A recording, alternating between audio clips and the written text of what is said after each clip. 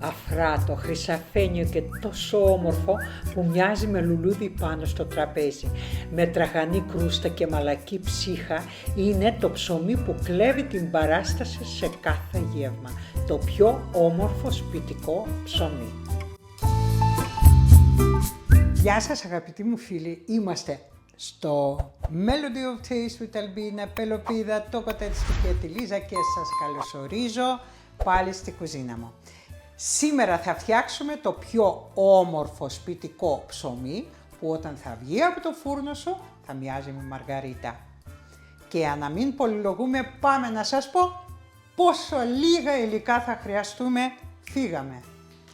Για την σημερινή μας συνταγή θα χρειαστούμε 500 γραμμάρια αλεύρι για όλες τις χρήσεις, 325 γραμμάρια νερό, ένα κουτάλι της σούπας ζάχαρη λευκή κρυσταλλική, 10 γραμμάρια μαγιά ξηρή και 10 γραμμάρια αλάτι. Αυτά είναι τα υλικά μας. Για την αρχή μέσα στο νερό ρίχνω 10 γραμμάρια αλάτι, εμένα είναι θαλάσσης, είναι ανθός αλατιού, θέλω να το διαλύσω μέσα στο νερό. Ρίχνω λοιπόν, γιατί αν είναι το αλάτι σας σαν το δικό μου, δεν θα απορροφήσει σωστά το ζυμάρι μας, το αλάτι, ενώ μέσα στο νερό θα μοιραστεί σωστά και θα απορροφήσει πολύ καλά το υγρό αυτό. Ωραία, το έχουμε διαλύσει το αλάτι και συνεχίζουμε. Μέσα στη λεκάνη που θα ζυμώσουμε, κοσκινίζω όλο το αλεύρι.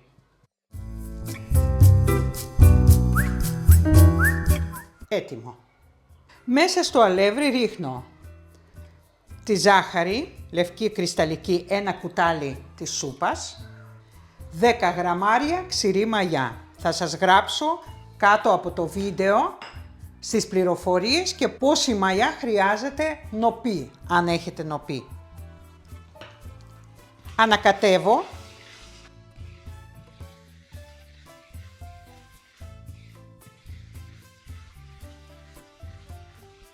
Έχω πάρει 250 γραμμάρια αλεύρι ζυμωτό, το κίτρινο,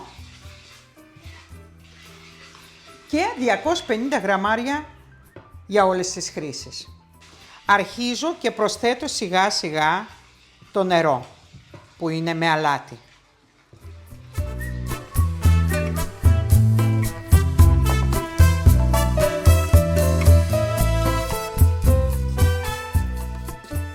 Το νερό που σας λέω 325 γραμμάρια είναι ενδεικτικά. Το κάθε αλεύρι είπαμε ότι συμπεριφέρεται διαφορετικά, συνεπώς δεν είναι σίγουρα αυτά τα γραμμάρια, ή περισσότερο ή λιγότερο θα χρειαστούμε.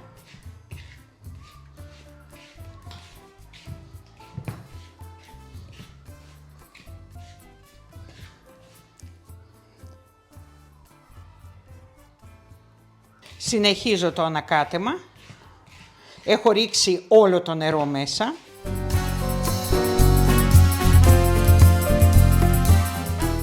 Θα χρειαστώ ακόμα λιγάκι. Προσθέτω άλλα 25 περίπου γραμμάρια. Ναι. Και νομίζω αυτό θα είναι αρκετό.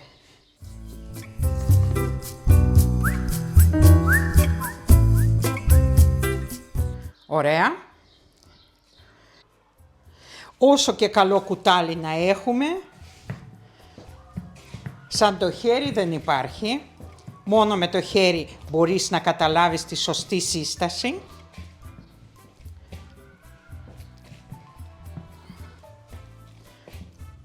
Οπότε δουλεύουμε λίγο με τα χεράκια μας.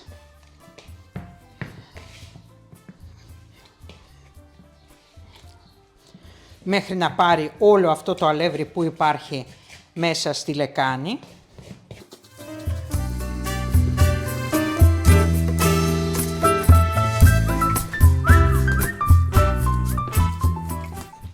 καθαρίσαμε και τη λεκάνη. Βλέπετε ότι το ζυμάρι δεν είναι ούτε πάρα πολύ σφιχτό,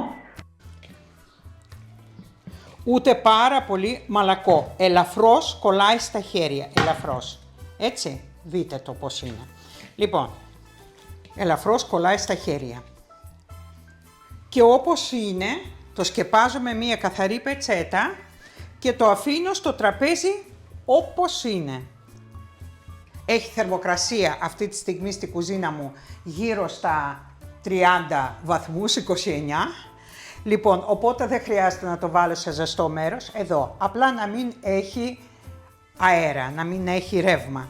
Εσείς αν μένετε στα μέρη στην Ελλάδα που ακόμα κάνει κρύο, καλό είναι μέσα στο φούρνο, θα ανάψετε το φούρνο στους 50 βαθμούς για 5 λεπτά, θα το κλείσετε και θα βάλετε μέσα τη λεκάνη για να φουσκώσει. 30 λεπτά θέλουμε. Πέρασε μισή ώρα. Δείτε πόσο έχει φουσκώσει το ζυμάρι. Λοιπόν,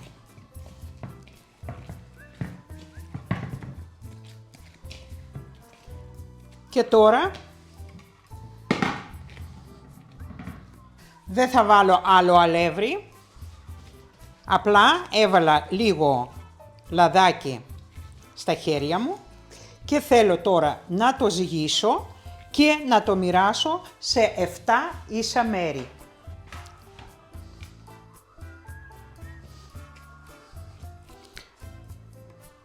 Έχω 873 γραμμάρια ζυμάρι.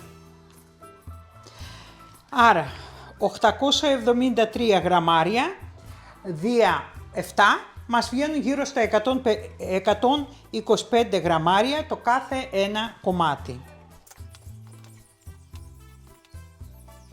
125. Λοιπόν, παίρνουμε το κάθε κομμάτι, το βαζεύουμε σε ένα μπαλάκι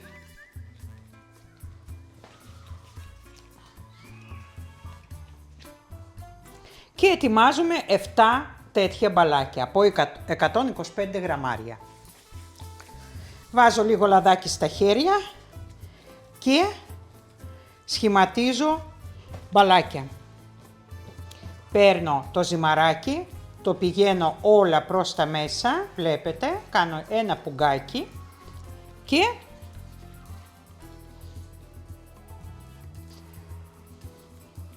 και με το ίδιο τρόπο κάνω όλα τα υπόλοιπα μπαλάκια.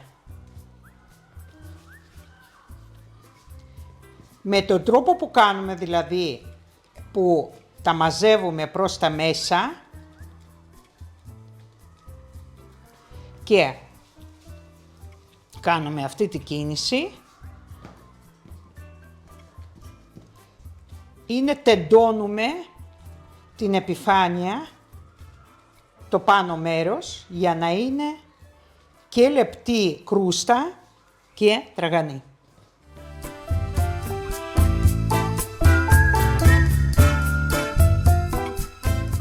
Έτοιμα τα μπαλάκια και τώρα το κάθε μπαλάκι βάζουμε σε ένα στρογγυλό ταψάκι ή πυρέξ, ό,τι έχετε,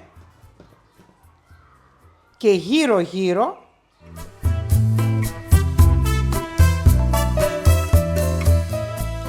βάζουμε τα μπαλάκια.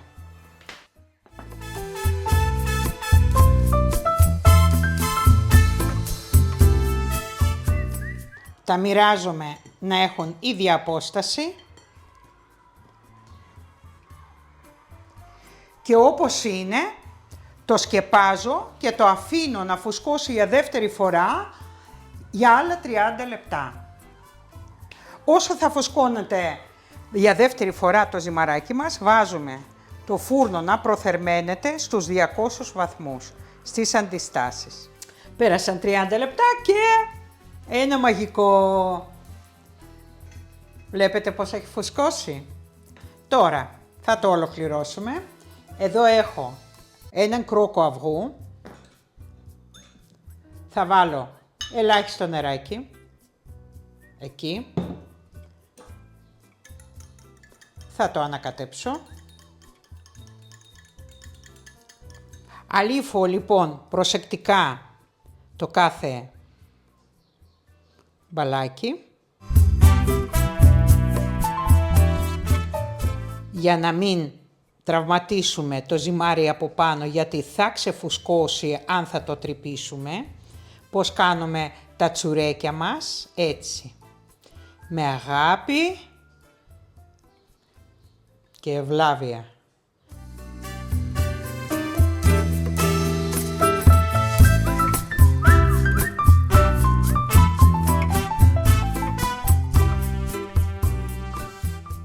Και περνάω δεύτερη φορά.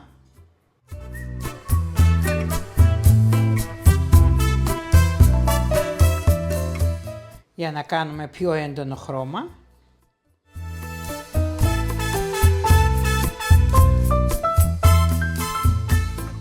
Και από πάνω σουσάμι. Εγώ θα κάνω με μαύρο κούκι.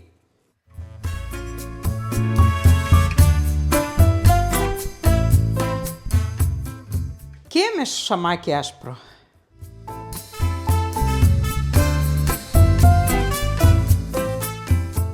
Και τώρα είναι έτοιμο να μπει στο φούρνο. Και πάμε να το φουρνίσουμε.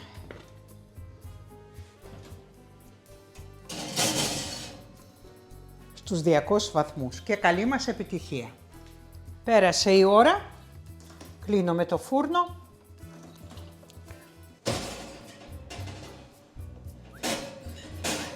Και βγάζω αυτό το αριστούργημα.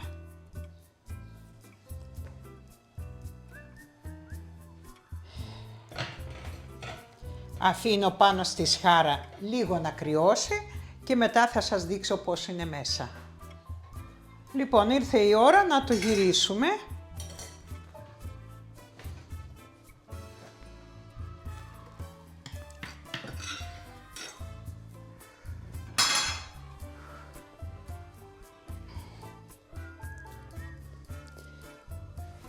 Θέλω να ακούσετε ότι έχει ψηθεί και από κάτω.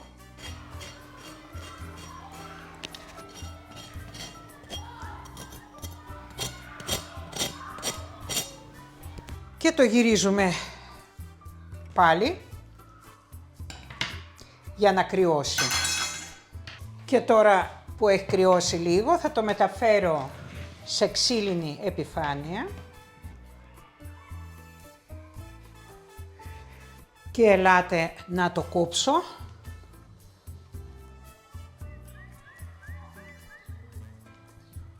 Δείτε.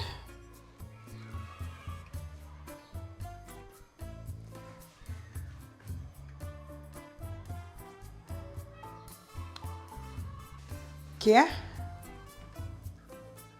σας δείχνω και πώς είναι μέσα. Θα δείτε.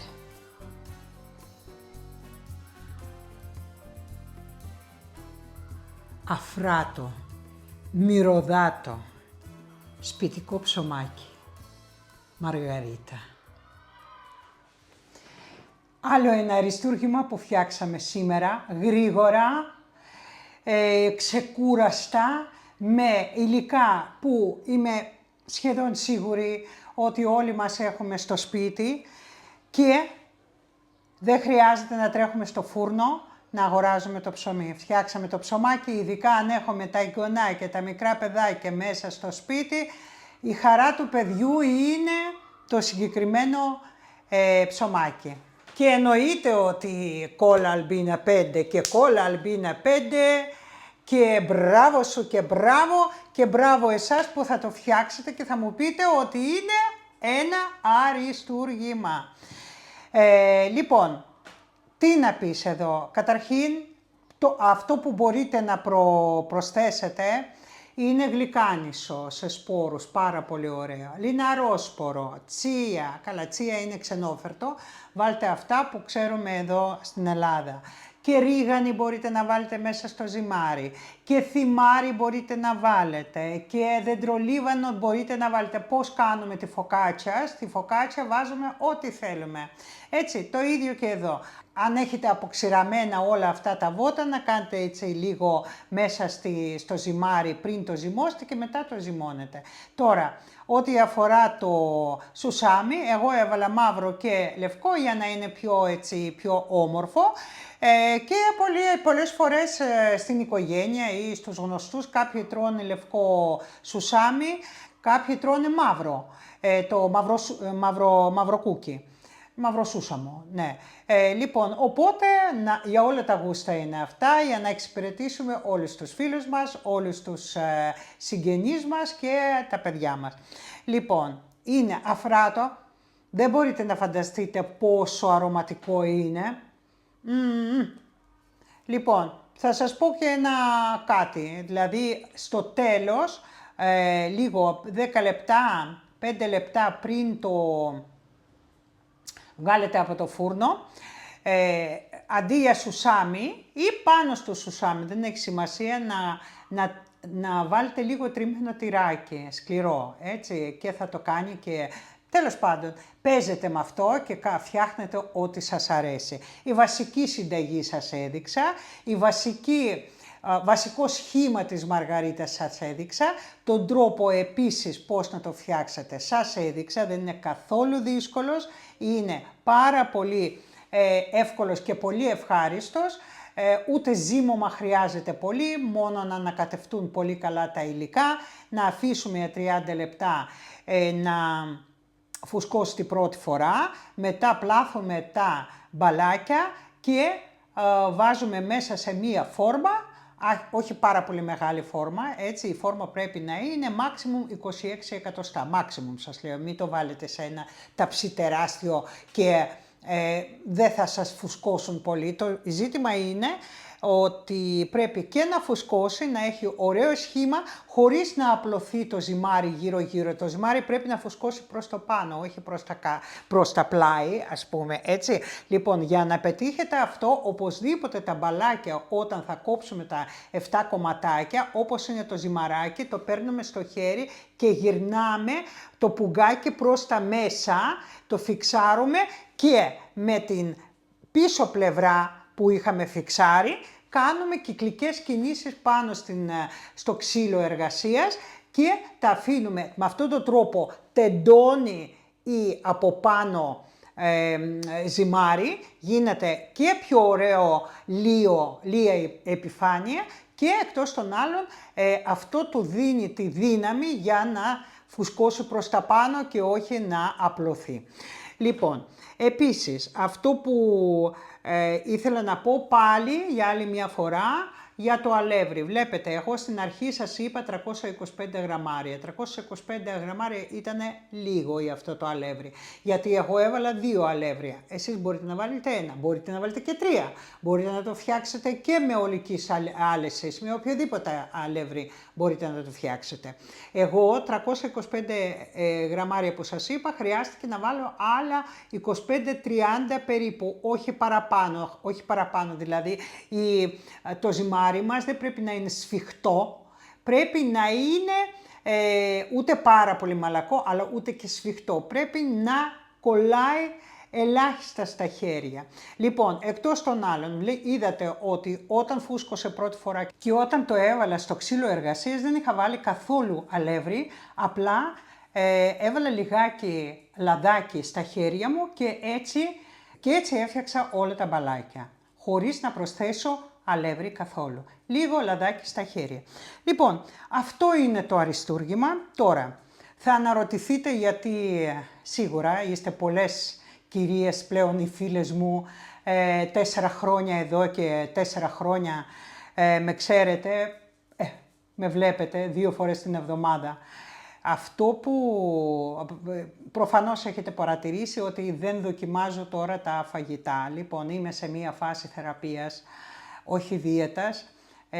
Λοιπόν, έχω θέμα με το στομάχι μου τέλος πάντων και επειδή κάνω μία θεραπεία δεν επιτρέπεται να τρώω τίποτα εκτός από βραστά και σε ατμό.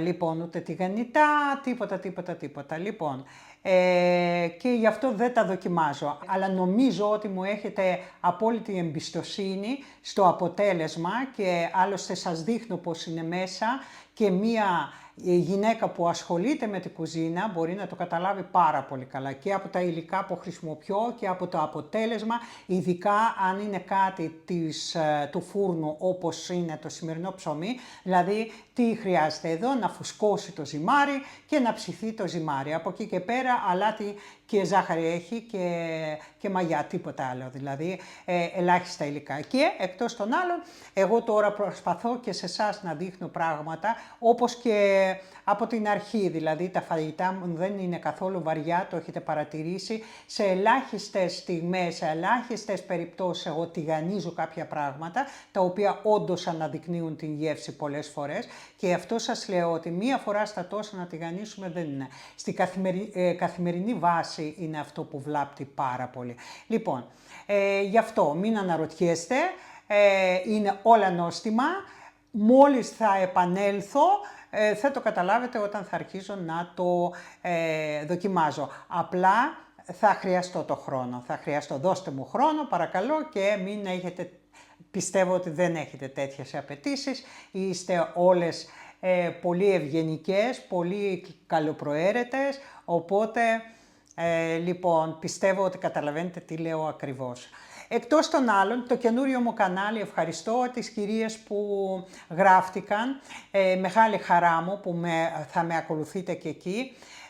Όπως και πολλές κυρίες ρωτάνε αν μπορούν να γραφτούν. Φυσικά και μπορείτε να γραφτείτε, γιατί δεν θα μιλάω μόνο για τους τραγουδιστές, θα μιλάω και για τις αναπνοές που χρησιμοποιούμε όταν μιλάμε. Στις πολλές κυρίες είναι δασκάλες, ξέρω εγώ, με βλέπουν και οι δικηγόροι, με βλέπουν άνθρωποι που πηγαίνουν στη χοροδία. Όλες αυτές οι συμβουλές που θα δίνω πάνω στη φωνή, είναι για όλους, δεν είναι μόνο για τους τραγουδιστές, οπότε θα χαρώ πολύ να γραφτείτε και στο άλλο μου κανάλι. Θα αφήσω το link του καινούριου καναλιού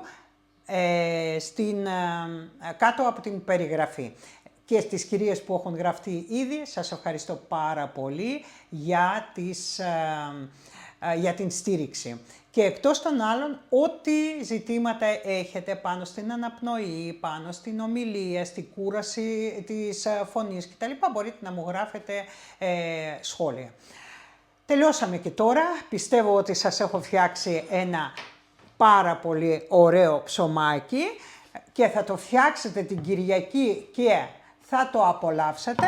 Και αν φτάσατε μέχρι εδώ και σας αρέσει το περιεχόμενο, σας άρεσε η συνταγή, like, hype, εγγραφή αν δεν έχετε εγγραφεί ακόμα, μοιράζεστε το βίντεο με τους φίλες σας και φτιάχνετε μόνοι σας και μου λέτε ότι σας βγήκε καλύτερο από το δικό μου.